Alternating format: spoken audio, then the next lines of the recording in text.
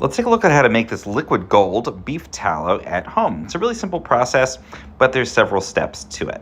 So we're going to start with some beef fat. And what you need here is actually beef kidney fat, or suet. It's kind of hard to find this stuff. You can't just walk into a Whole Foods and get it.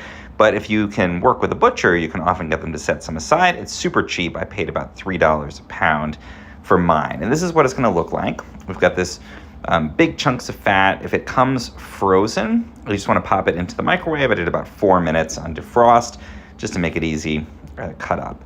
And then we're just going to slice off any of the meat that's on there. We just want the white part, the suet. We don't want any of that meat because that'll add off flavors, can cause it to go rancid later on. So this is what we're looking for, these nice big chunks of that fat.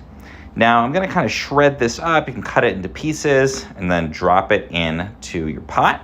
There's two methods. You can do a dry render or a wet render. I like the wet render because you end up with kind of a cleaner tallow at the end. It's a little easier.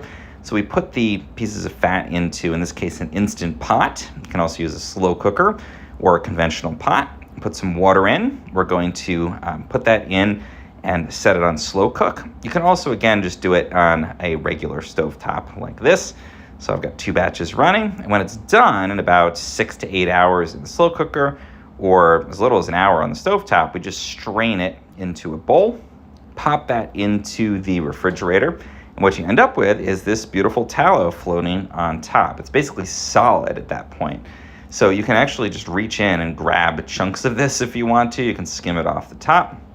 And this is mostly pure, but what I like to do is actually take this, get any of those impurities off of it, and again, the wet render helps with that a lot, and then just heat that up a little bit more in a saucepan. That's gonna kind of cook off any extra water or anything that's in there, swirl it around, and that looks really beautiful. And then once this is ready, you can use it for all kinds of things. You let it cool down, you can use it for skincare, you can use it to fry things. I really love to use this with eggs.